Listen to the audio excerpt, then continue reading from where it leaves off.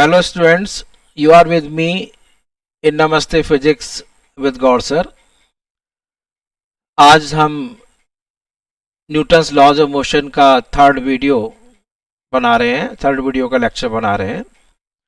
इससे पहले 2 लेक्चर मैंने अपलोड किए हुए हैं। जिन स्टूडेंट्स ने आज ही ज्वाइन किया है तो उनके लिए मैं बता दूं कि वो इससे पहले के 2 वीडियोस मेरे चैनल पर जाकर देख सकते हैं और सब्सक्राइब करें और बेल आइकन को भी प्रेस करें जिससे कि नोटिफिकेशन आपको मिल सके। न्यूटन्स लॉज ऑफ मोशन में मैंने थोड़ा सा पढ़ा दिया था 2 लेक्चर्स में और सेकंड लॉ तक हम पहुंच गए थे। तो चलिए अब हम उससे आगे बढ़ाते हैं।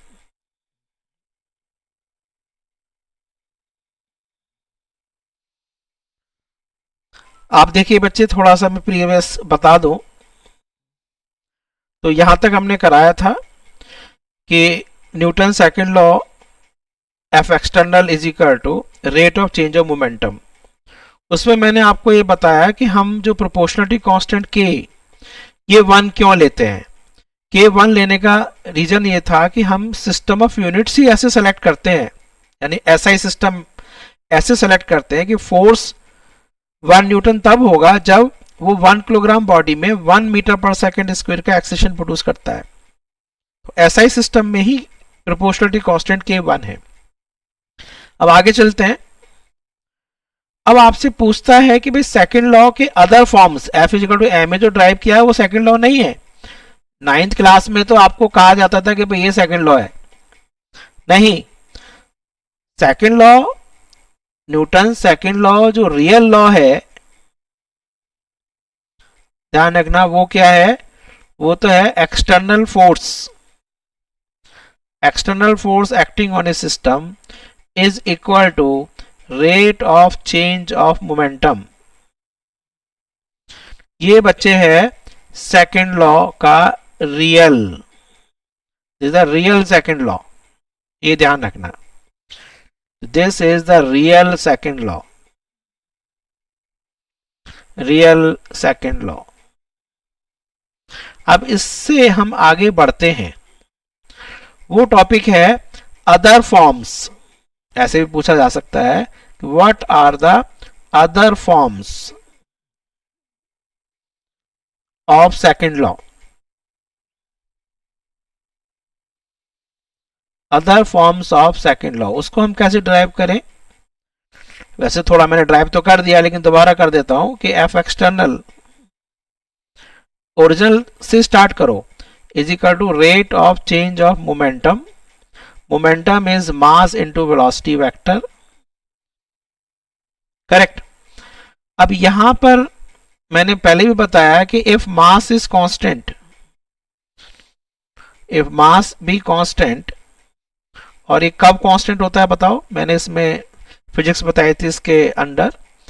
What is physics behind it? वो है कि मास तभी कांस्टेंट रहता है जब बॉडीज की जो वेलोसिटीज हैं वो लाइट की वेलोसिटी के कंपैरिजन में नेग्लिजिबल हो। उसको कहते हैं non relativistic, non relativistic, non relativistic mechanics. यानी कि बॉडी की जो वेलोसिटी है वो लाइट की वेलोसिटी के कंपैरिजन में नहीं है, तभी आपके पास m कांस्टेंट होता है और f external is equal to mass आपने taken outside, because mass constant है, टाइम पर डिपेंड नहीं कर रहा है, वेलोसिटी से वेरी नहीं कर रहा है। वैसे वेलोसिटी से वेरी करता है, आपको पता है। और dv बाई dt हो गया एक्सेलरेशन। तो this is the first form of Newton second law. Newton second law ये नहीं है, फिर मैं दोबारा बता रहा हूं, this is the other form of Newton second law. Next हो सकता है, this is the first one, this is first one. Second बच्चे हो सकता है हमारे पास कि ऐसा हो सकता है कि मास आपके पास वेरी कर रहा हो, उसका मैं एग्जांपल भी बताऊंगा, लेकिन वेलोसिटी कांस्टेंट है। वेलोसिटी कांस्टेंट है and mass is varying, time के साथ मास चेंज हो रहा है, मास इज वेरिंग। तो हमारे पास सेकंड लॉ हो जाएगा F external is equal to, बच्चे V vector is taken outside, into D M by D T. तो this is second other form of Newton's second law. Correct? This is second other form.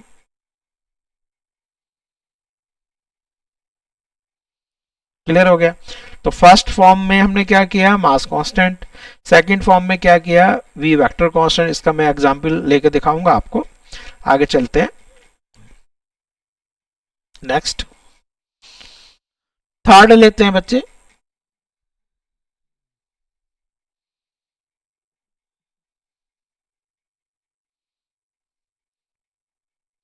Third में supposing both mass and velocity are varying, दोनों time के साथ change हो रहे हैं। Very माने change होना, वेरिंग विथ टाइम।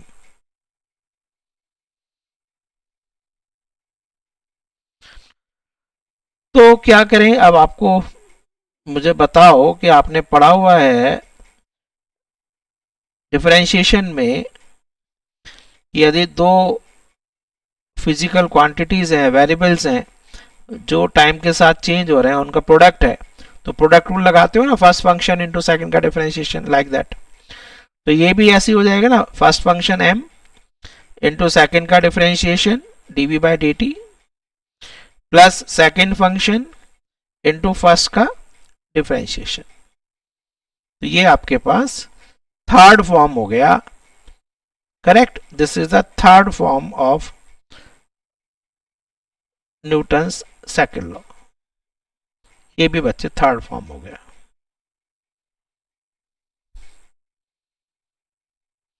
अब जो सेकंड है उस पर मैं एक आपको एग्जाम्पल करा के दिखाऊं, तो आपको लगेगा कि भी हाँ भी ऐसा कोई क्वेश्चन होता है। थोड़ा केमिस्ट्री की तरफ चलते हैं। केमिस्ट्री के अंदर आपने मैग्नेटिक सेपरेशन मेथड यूज किया है ना, ओर में जो आयरन ओर है उसका मैग्नेटिक सेपरेशन मेथड। उसमें क्या होता है, पुली होती है, दो पुली है सपोजिंग, ये लो, एक पुली ये है और एक पुली ये है,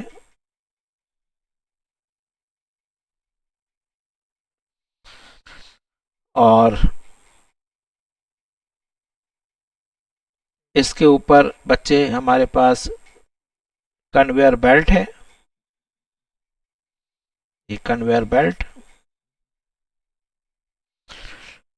पुली को हम ड्राइव कर रहे हैं, सपोजिंग हमारे पास ड्राइव करने के लिए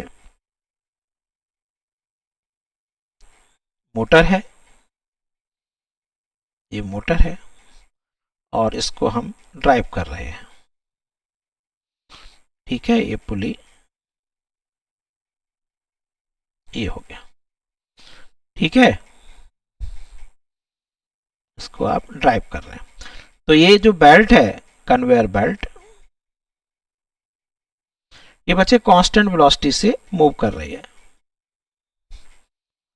स्पीड कांस्टेंट है। अब इस के ऊपर हमने क्या लिया है, एक हॉपर ले लिया है। ठीक है, हॉपर लेकर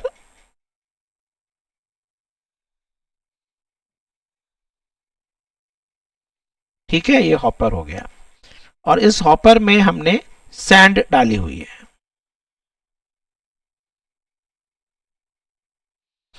सैंड बच्चे यहां पर इसमें एक कांस्टेंट रेट से सैंड आ रही है। करेक्ट हुआ, कांस्टेंट रेट से सैंड इस पर गिर रही है, ये हॉपर है। Supposing delta M by delta T, supposing delta M by delta T rate से मास कन्वेयर बेल्ट पर गिर रहा है। Delta M by delta T क्या है आपके पास? Rate of increase of mass. Increase को ऐसे लिख दो, increase of mass of belt due to sand, due to sand. और कांस्टेंट वेलोसिटी से हमें बेल्ट को चलाना है। v जो है बच्चे वो कांस्टेंट है। ये मोटर हो गई।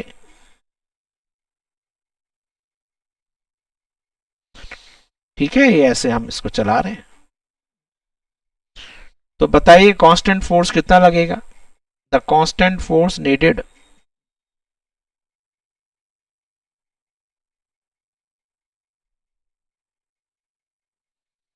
constant force needed to move conveyor belt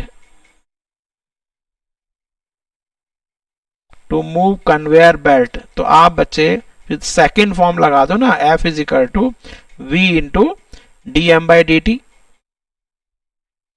अब यहां पर D M by D T क्या है? उसने delta M by delta T दे रखा है, तो delta M by delta T लिख दो। इसमें कोई बात ज्यादा डिफरेंस तो है नहीं। तो इस तरह से आपका ये आंसर आ गया। कितना आसान सा क्वेश्चन है। तो बिल्कुल सिंपल सा क्वेश्चन है कि कन्वेयर बेल्ट का मास हम इंक्रीज करते चले आ रहे हैं by putting sand continuously on the conveyor belt, और आप कन्वेयर बेल्ट को कांस्टेंट स्पीड से चलाना चाहते हैं। तो बताइए आपको कितना कांस्टेंट फोर्स लगाना पड़ेगा। तो इस तरह से आप क्वेश्चन को कर सकते हैं। करेक्ट। इस तरह से आप इस क्वेश्चन को कर लेना। चलिए, सेकंड लॉ मैंने करा दिया, सेकंड लॉ के अदर फॉर्म्स बता दिए, और आगे चलते हैं। अब मैं सोच रहा हूं पहले थर्ड लॉ को भी कर लेते हैं, ठीक है, फिर आगे चलेंगे। न्यूटन थर्ड लॉ इस चैप्टर में है ही क्या? न्यूटन ही न्यूटन तो है। तो न्यूटन थर्ड लॉ भी करते हैं। न्यूटन थर्ड लॉ, छोटी छोटी बातें इसमें हैं बच्चे, इसको ध्यान रखना है कि थर्ड लॉ, ये देखिए थर्ड लॉ और फर्स्ट लॉ में एक चीज कॉमन है, वो ये है कि दोनों एक्सटर्नल फोर्स नहीं होनी चाहिए दोनों सिचुएशन में। इसलिए स्टेटमेंट इसकी क्या है कि in absence of external force, statement देखना कि इन एब्सेंस ऑफ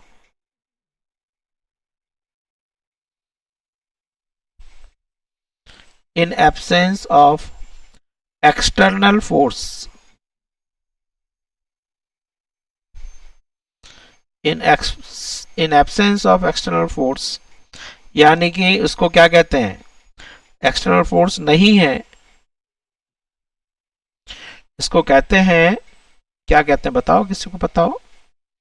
यदि एक्सटर्नल फोर्स नहीं लग रहा है तो इसको कहते हैं आइसोलेटेड सिस्टम। यानी Newton third law isolated system के लिए लगता है। फर्स्ट लॉ भी आइसोलेटेड सिस्टम के लिए लगता है, यानी एक्सटर्नल फोर्स नहीं है। In absence of external force every action has equal and opposite reaction। तो दिस इज थर्ड लॉ का स्टेटमेंट कि every action has equal and opposite reaction. अब इसको मैं डायग्राम से दिखाऊं कि सपोजिंग आपके पास एक सरफेस है और इस सरफेस के ऊपर सपोजिंग टू ऑब्जेक्ट्स हैं। एक ऑब्जेक्ट ये है, एक सेकंड ऑब्जेक्ट और है,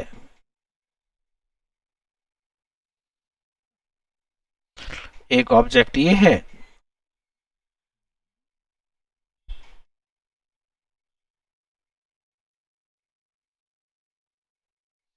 एक सेकंड ऑब्जेक्ट ये है,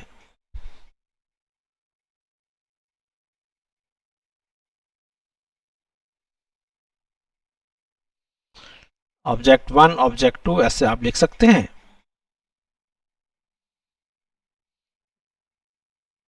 ये आपका ऑब्जेक्ट 1 हो गया, इसको मैंने डिमार्क कर दिया थोड़ा सा। एक ये ऑब्जेक्ट 2 हो गया,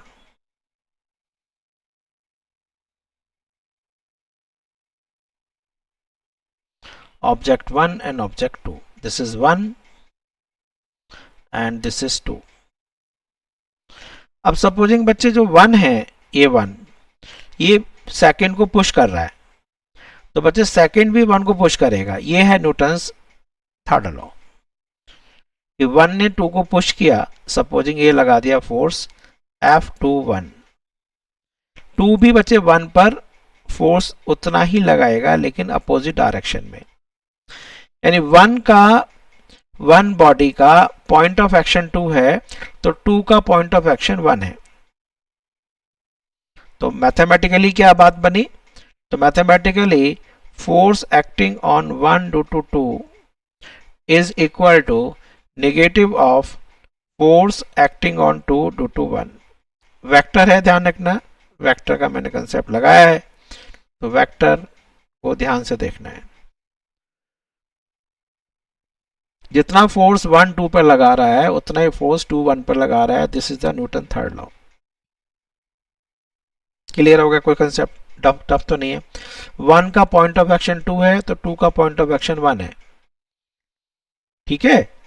अब इसमें कुछ बातें आपको, प्रॉपर्टीज इसकी देखो थर्ड लॉ की, कि क्या क्या प्रॉपर्टीज हैं, कुछ स्पेशल इंपॉर्टेंट पॉइंट्स इसके। तो पहला इंपॉर्टेंट पॉइंट से ही आप थोड़ा सा चौंक जाएंगे, ये क्या बता रहे हैं सर, कि important points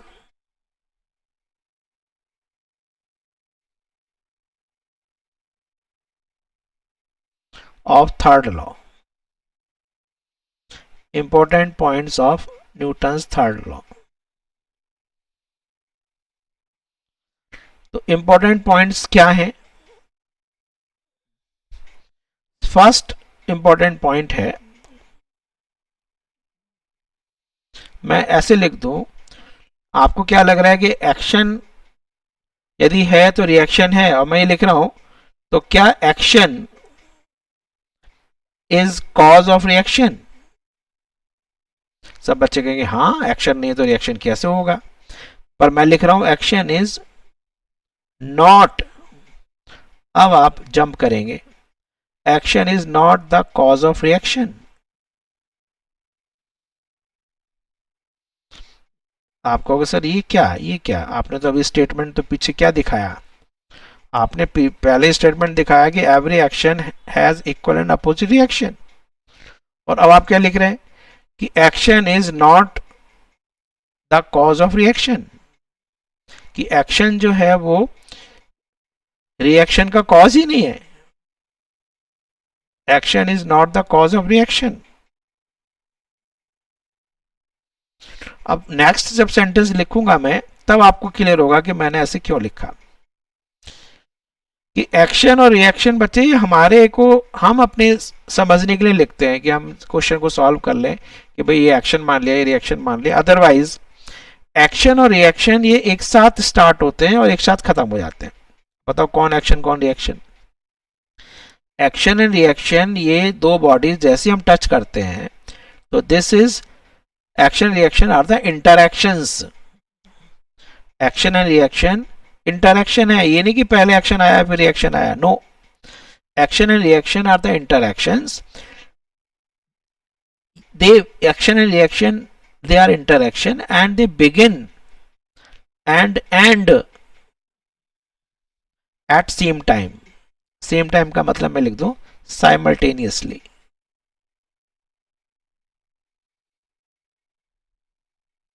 correct? Action and reaction begin and and simultaneously. तो अब मुझे बताओ कि कौन एक्शन है कौन रिएक्शन है, हमें क्या पता? जब वो स्टार्ट ही एक साथ हो रहे हैं और एंड ही एक साथ हो रहे हैं, तो अब हमारे मर्जी है, हम किसी को एक्शन माने, किसी को रिएक्शन माने, रिएक्शन को एक्शन मान लो, एक्शन को रिएक्शन मान लो, only to solve the questions. बताएंगे जब न्यूटन सेकंड लॉ लगाएंगे तो how to solve the questions. और एक सबसे इंपॉर्टेंट बात क्या है, बच्चे ये सोच रहे हैं कि एक्शन और रिएक्शन इक्वल एंड अपोजिट है तो ये दूसरे को कैंसिल कर सकते हैं क्या? बच्चे असर्शन रीजन के बारे में बता रहा हूं मैं, फिर आपको ध्यान रखना। असर्शन रीजन इसलिए रखे गए हैं क्योंकि आपका नीट से ही एम्स में सिलेक्शन होना है। तो पहले जो एम्स का पेपर होता था तो उसमें असर्शन रीजन ही होते थे, 60 क्वेश्चंस होते थे फिजिक्स में। तो वो वही बच्चा कर सकता है जिसका बिल्कुल कंसेप्ट क्लियर है। तो ये इसी तरह के क्वेश्चंस आते हैं। तो एक्शन एंड रिएक्शन पहले मैं बता दिया कि वो इंटरएक्शन है, they begin and and simultaneously. तो किसको एक्शन कह रहे हैं, किसको रिएक्शन कह रहे हैं, आपकी मर्जी है। ठीक है। दूसरी बात है कि क्या एक्शन रिएक्शन एक दूसरे को कैंसिल कर सकते हैं? नो। कितनी बड़ी चीज बता दी मैं, they can not cancel each other. Cancel तभी होते हैं दो फोर्सेस जब वो एक ही पॉइंट पर लग रहे हो। जब वो एक ही पॉइंट पर लग रहे हैं तभी तो कैंसिल होंगे। They can not cancel each other. क्यों? उनका रीजन क्या है? Because their point of actions, their point of actions are different. Their point of actions are different. A first body का पॉइंट ऑफ एक्शन सेकंड पर है and second body का point of action first पर है। तो how can they cancel each other? They can not balance, they can not cancel. System में आप cancel कर सकते हो अलग अलग मिलकर, पूरे सिस्टम के लिए कैंसिल कर सकते हो, लेकिन दो बॉडीज के लिए कैसे करोगे आप? न्यूटन थर्ड लॉ तो बहुत ही इंपॉर्टेंट है। आप देखोगे कि विदाउट न्यूटन थर्ड लॉ आप तो वॉक भी नहीं कर सकते हो। बहुत इंपॉर्टेंट टॉपिक है। Newton third law is very very important. और जरा बताओ कुछ न्यूटन थर्ड लॉ के बारे में। एक और इंपॉर्टेंट है कि न्यूटन थर्ड लॉ ये कहता है कि हमारे पास जो फोर्सेस हैं नेचर में, फोर्सेस इन नेचर वो सिंगल नहीं है। Forces in nature are in pair always. Forces in nature are in parallel always, sorry in pair always. हमेशा पेयर में ही रहते हैं ये, सिंगल कोई फोर्स नहीं होगा। यदि वन ने टू को लगाया है तो टू वन पर लगाएगा, तो कोई भी सिंगल फोर्स नहीं होने वाला है। ये सारी बातें आपको याद रखनी चाहिए बच्चे। ये थर्ड लॉ के कुछ इंपॉर्टेंट पॉइंट्स जो मैंने आपको बताए। करेक्ट? ये आपका थर्ड लॉ के पॉइंट्स हो गए।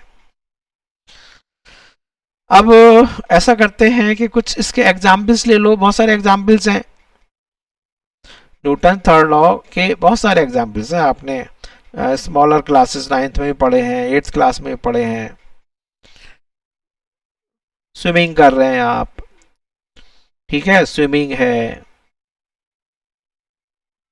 आप जब रिवर में स्विम कर रहे हैं तो बच्चे आपको पता है क्या करना है।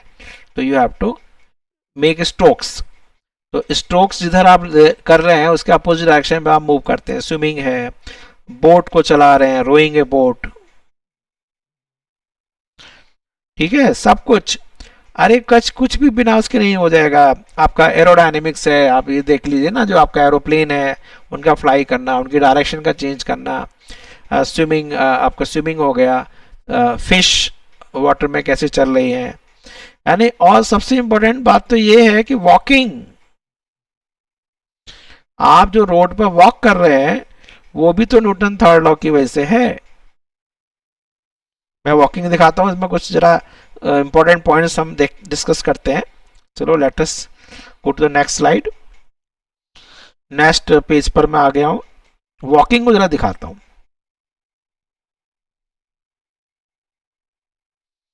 वॉकिंग,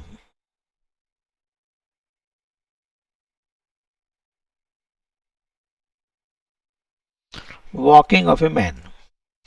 तो सपोजिंग आप वॉक करना चाह रहे हैं, ये सपोजिंग फ्लोर है,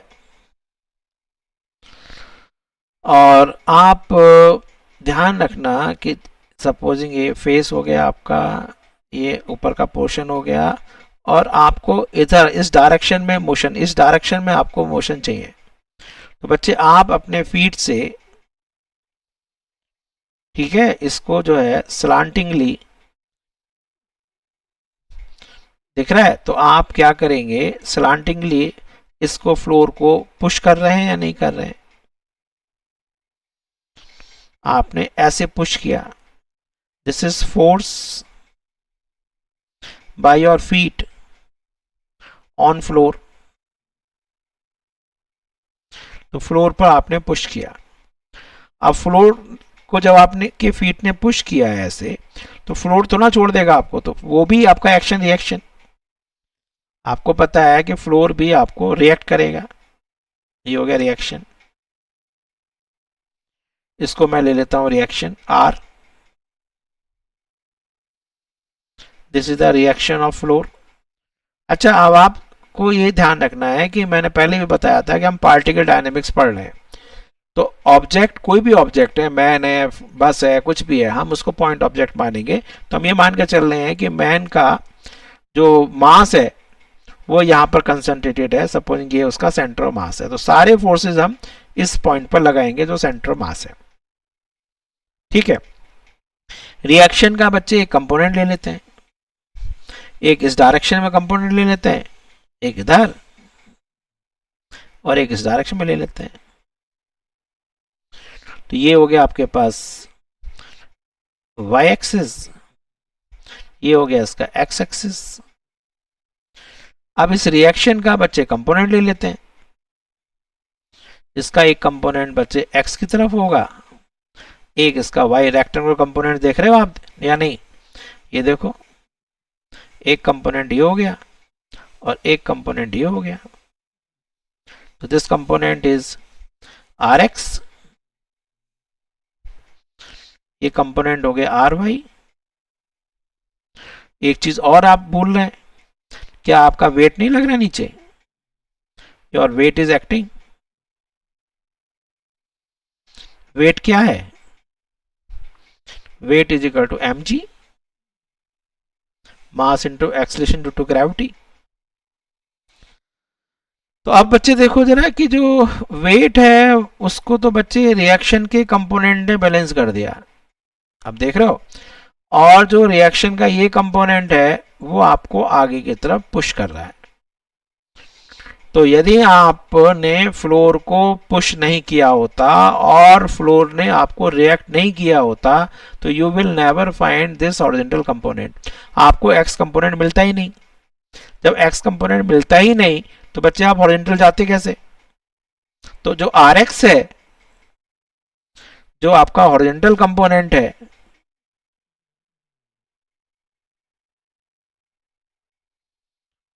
horizontal component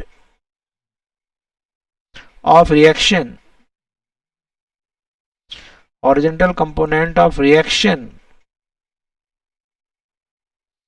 of floor, this is responsible for your movement, ये responsible है for your movement। समझ में आ गया, आर एक्स कंपोनेंट ही रेस्पॉन्सिबल है फॉर योर मोशन। क्लियर है, आर वाई तो आपके वेट को बैलेंस कर रहा है, तो दिस इज रेस्पॉन्सिबल फॉर, ठीक है, रेस्पॉन्सिबल फॉर योर मोशन, या पुशेस यू, ऐसे लिख दो, यानी पुशेस यू फॉरवर्ड।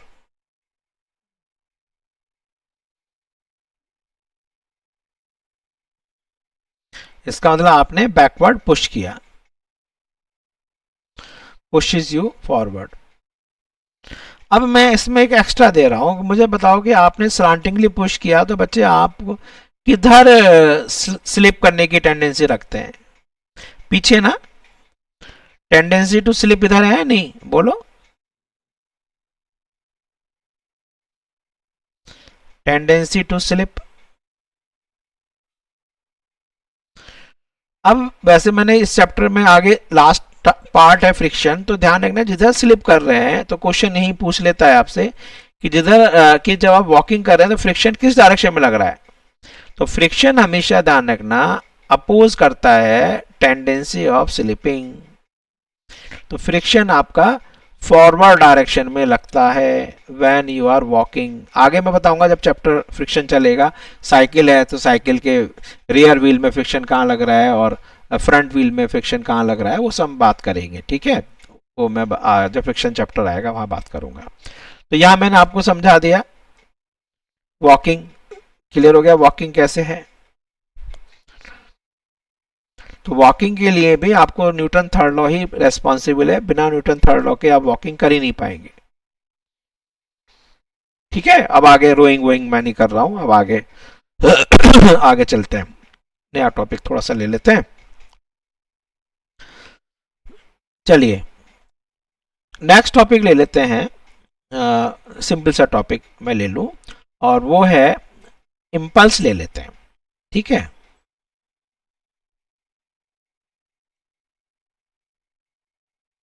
इम्पल्स को हम डिनोट करते हैं जे वेक्टर से। Impulse is denoted by J vector. What is impulse? भाई आपने क्रिकेट मैच देखा है या हॉकी मैच देखा है, तो हॉकी स्टिक से बॉल को हिट कर रहे हैं तो एकदम उसकी क्या होता है, momentum, quantity, linear motion change हो जाता है नहीं, किधर आ रही है किधर चली गई। बैट से बॉल को हिट कर रहे हैं, किधर आ रही है किधर चली गई। तो आपने फोर्स लगाया किसी बॉडी पर, तो फोर्स लगाने से उसका quantity of linear motion change होता है नहीं। तो जो इस फोर्स का इफेक्ट है उसी को इम्पल्स कहते हैं। फोर्स का इफेक्ट क्या है? अरे मोमेंटम में change, quantity of motion change, बस खत्म। तो इम्पल्स इज द, इसको देखो एक मैं और बता दूं, इसको लीनियर इम्पल्स है, वैसे ध्यान रखना इट इज लीनियर इम्पल्स, क्योंकि पूरे चैप्टर में हम लीनियर वर्ड यूज कर रहे हैं, लीनियर इम्पल्स, ठीक है। This is effect of force, force का effect, effect of force is called linear impulse. Linear impulse में मैं बार बार लिख देता हूं, ये लीनियर इम्पल्स है, ध्यान रखना है। नहीं, दिस इज लीनियर इम्पल्स। आगे जब चैप्टर आएगा ना रोटेशनल चैप्टर, तो वहां पर हम एंगुलर इम्पल्स होगा। इफेक्ट ऑफ फोर्स थोड़ा समझाते हैं। न्यूटन सेकंड लॉ जरा चलो बच्चे एक बार सेकंड लॉ हम लेते हैं। From second law, second law क्या कहता है कि F external is equal to rate of change of momentum. F external is equal to rate of change of momentum. F external is equal to rate of change of momentum. तो थोड़ा कम इसको multiply करो ना, dt को इधर ले लो, तो this is equal to F external into dt is equal to change in momentum. इसको कहते हैं small impulse, dp। This is small impulse,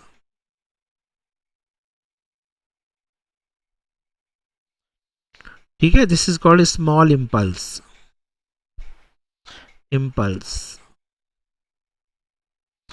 total impulse निकालने के लिए क्या करेंगे, इंटीग्रेशन यूज करेंगे, इंटीग्रेटिंग बोथ साइड्स।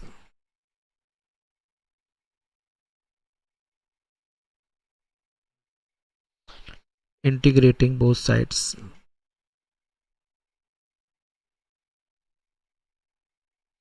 क्या हो गया, बस सिंबॉलिकल लिखेंगे, ऐसे कुछ नहीं करेंगे। Integration F external dt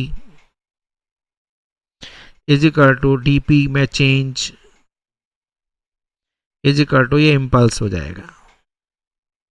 this is impulse. Impulse को मैं जे से डिनोट कर रहा हूँ, बुक्स में आई से लिखा होगा, आई एक्चुअली में दूसरी फिजिकल क्वांटिटी है, तो ठीक नहीं है उसको ऐसे लिखना। p1 वेक्टर से p2 वेक्टर, और बच्चे ये t1 से t2 हो सकता है। अब ये क्या हो गया बताओ जरा, ये इसको कुछ नहीं करना तो इंटीग्रेशन हो गया। ये हम निकाल सकते हैं P2 माइनस P1। तो ये बच्चे क्या हो गया, J vector is equal to dp का मतलब p आ जाएगा और इंटीग्रेशन करेंगे तो क्या हो जाएगा बोलो, this is P2 vector minus P1 vector, या इसको हम लिख सकते हैं डेल्टा p। तो इसको कहते हैं इम्पल्स मोमेंटम थ्योरम कि impulse is equal to change in momentum. कौन सा मोमेंटम, लीनियर मोमेंटम।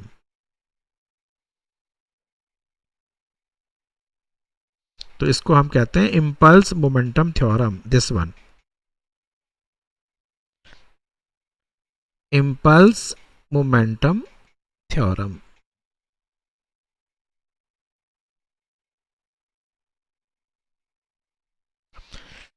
ठीक है, आगे आपको समझ में इम्पल्स मोमेंटम थ्योरम। अब इसी को हम एक दो एग्जाम्पल से इसको मैं फिनिश करता हूं। ठीक है, इम्पल्स कैसे, दो टाइप के क्वेश्चंस मैं करा देता हूं, फिर इम्पल्स फिनिश हो जाएगा।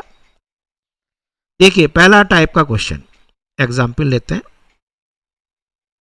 अच्छा, इसका यूनिट तो बताने की जरूरत नहीं है, इम्पल्स फोर्स और टाइम का प्रोडक्ट है, यानी कि न्यूटन सेकंड हो जाएगा। एक क्वेश्चन बच्चे इस तरह का है कि जो फोर्स लग रहा है किसी बॉडी पर, इस तरह से लग रहा है, सपोजिंग 3t² प्लस के 4t प्लस के 2, ये आपके पास फोर्स लग रहा है, और t जो है आपके पास इज इन सेकंड। तो आपसे पूछा जा रहा है फाइंड इम्पल्स निकालिए, find impulse during t is equal to 1 second से t is equal to 2 second में पूछ रहा है।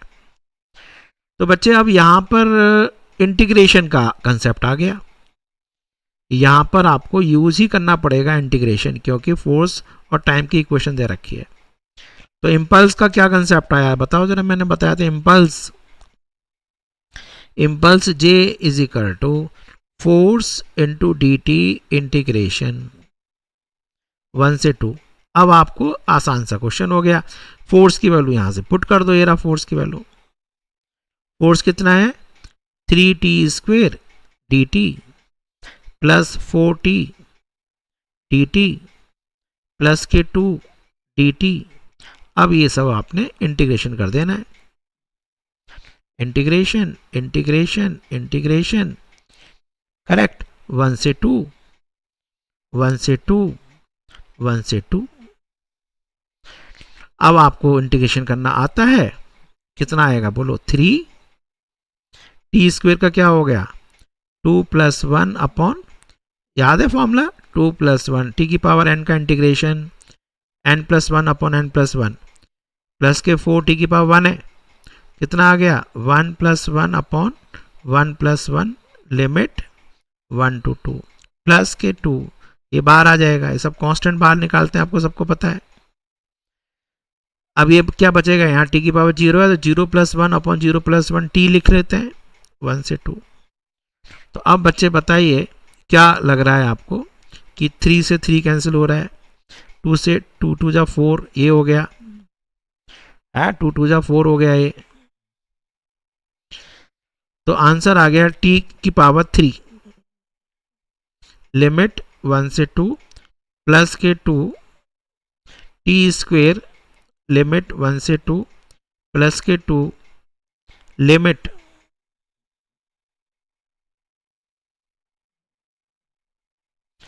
प्लस के 2 t लिमिट 1 से 2।